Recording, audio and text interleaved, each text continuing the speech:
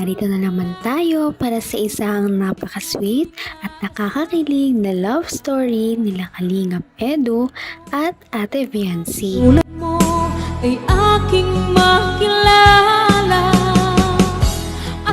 Sa pagpapatuloy ng ating video ay noong dumayo nga ang Kalingap team kila Ate Viancy ay nagkaroon nga tayo ng isang Kalamansi Challenge Part 2. Dahil noong nakaraang Kalamansi Challenge ay ito ay talaga namang nag-trending, maraming nanood dito. Kaya naman marami din talaga ang nag-request na magkaroon sila ng Part 2 at mas magkaroon sila ng mas matitinding questions para sa dalawa. Noong nakaraan nga ay nakita natin na nagkaiyakan na nga si Kalingap Edu at Viancy dahil sa mga personal na question na talagang naitanong sa kanila, at kaya naman naiyak talaga si Viancy noong nakaraang vlog. Ngayong vlog naman ay mas marami pa talagang mabubunyag para sa dalawang ito at maraming mga secrets na talaga namang i-share din nila ngayon sa mga manonood at sa kanilang mga supporters. Si. Ano po? Ate na naman. Kasama pala yun. Totoo. Uy! Amin po. Blessings. Uy! Blessings. Totoo kasi dahil sa EDSI ang raming nabiyayaan, no? Mga, especially family ni Viancy, di ba? Mga reactors, di ba? Mga, ano yun? Doktor lang. Maraming na-bless. Family niya, sila Angel, sila yung pati kaibigan niya. Sa kalugar ni Viancy dito. Ba't naman ko nito? Kanina pa siya galit sa iyo eh. Kinilig ang lahat, ang kanilang mga supporters at mga manonood dahil sa mga sinabi nila na talaga namang words na magpapatunay sa tambalang EDSI. Sabi ni Kalingap Edu na ito daw ay totoo dahil parang nagiging totoo na nga ang mga nangyayari, ang kanilang mga feelings sa isa't isa, at makikita naman talaga natin at mapapansin ito sa mga kada vlog nila na parang hindi na lang ito para sa video at mukhang ito ay parang nagkakatotohanan na nga. Hindi naman nagpatalo si Ate Viancy dahil dinescribe niya ang word na EDSI na isang blessing dahil para sa kanya ay blessing daw talaga na dumating ang EDSI Love Team sa kanyang buhay, lalong lalo na si Kalingap Edu. Ito ay nagbigay sa kanya ng maraming blessings at dahil dito ay gumagaan na ang kanilang pamumuhay kumpara noong dating wala pa ito. Hinihintay nyo. Yan na! Viewers. Ay! May kakalaman siya kaya. Mas mahirap to. Ay. Okay guys, ito na yung Kalamansi Challenge. Mas mahirap, mas personal. Kalamansi. Okay, para kay ano muna, kay Viancy, ano? Viancy, sino yung una muna kaklose sa Kalingap Angels? Melka. Palapakan natin si Melka. Napakabait ni Melks. How about sa K-Boys? Oh, lahat naman si David, no? David lahat. Ha? Oo, mabait.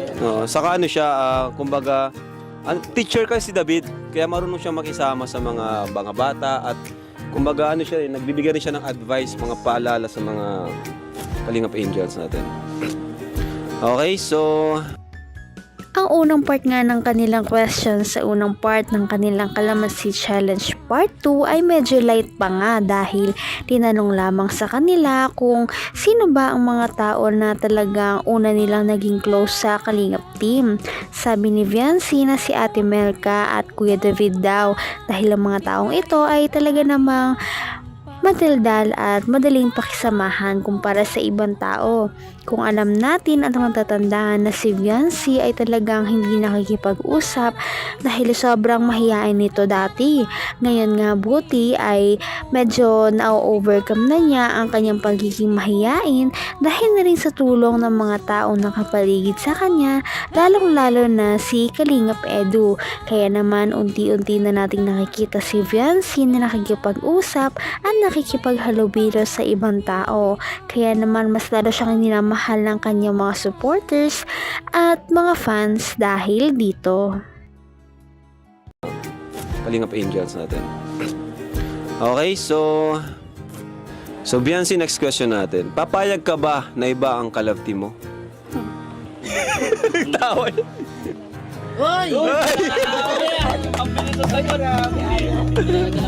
Pero depende pa rin po. Depende sa... Kay Kuya Balok, tapos sa'yo, Kuya Rod. Ay, grabe. Sa'yo po. Ay, papayag ba kayo? Hindi ko payag. Ay, bakit pumayag? Hindi, bakit? Tuloy ko ako. Si Dan nga, nilapti mo sa iba. Oy! Bye! Yari, ibang issue na yan. Huwag ka magbintang, Tol. Huwag kang ganyan. Ganyan dalawa. Huwag kang ganyan. Nagbibintang ka eh. Nagbibintang ka eh. Okay. Sens naman tanong natin, ikaw Eds, kung sakaling ilalap team ka sa iba, papayag ka ba? Ano si Kuya Bal? Alam mo si Kuya Bal, iba ang ano nun eh. Iba-ibang mga desisyon nun eh. Kinilig talaga ang lahat ng manonood noong sinabi ni Viancy na hindi niya daw talaga gusto na iba ang kanyang makapartner o maka-love team sa Kalingap team dahil talagang nakakaiba nga talaga si Kalingap Edu at meron na din talaga silang pinagsamahan.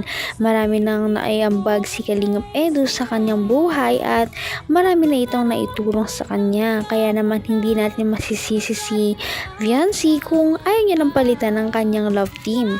Ngunit sa kabilang banda ay sinabi niya rin na importante pa rin ang opinion ni Kalingap Val at Kalingap Prab na talaga namang nagmamanage sa kanya, kaya ito din ay kanyang inirerespeto kahit iba pa rin ang kanyang gusto.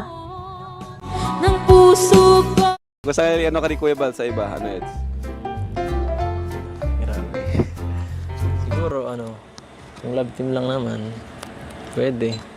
Pero hanggang dun lang. Pero kung sa na totoo ako, parang siyempre parang ayoko. Pag sa totoong buhay, ano ba yung totoong buhay? Gusto niya si Biancy talaga. Grabe! Ayan. Kinakabahan na po si Biancy. Wala nagkakalamansi, guys. Mga matatagan. Para kay Biancy, di ba? Noong nakaraan, di mo ito nasagot.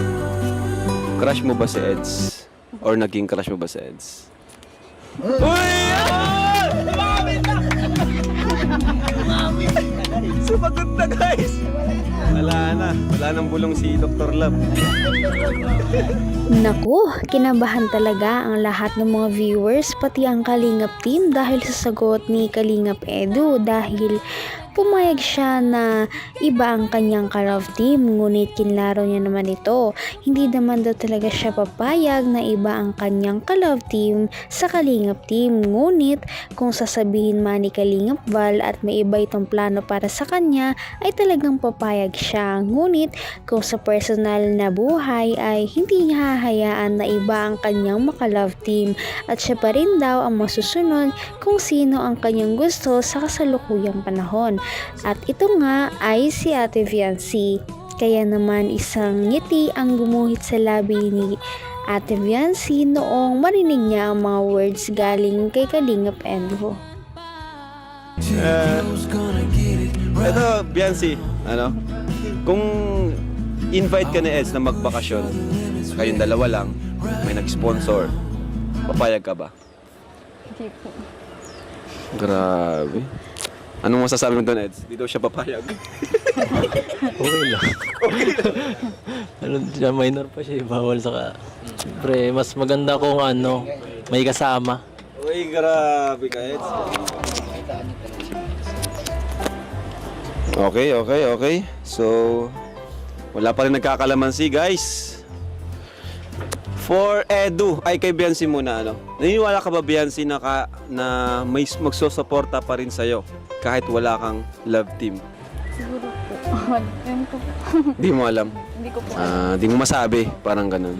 Ikaw, Eds, sa tingin mo, kung si Biancy walang ka-love team, sa tingin mo may mga suporta sa kanya?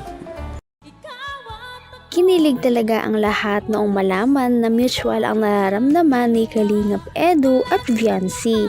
Ito nga ay na-reveal sa ating Kalamansi Challenge Part 2 ngayong araw.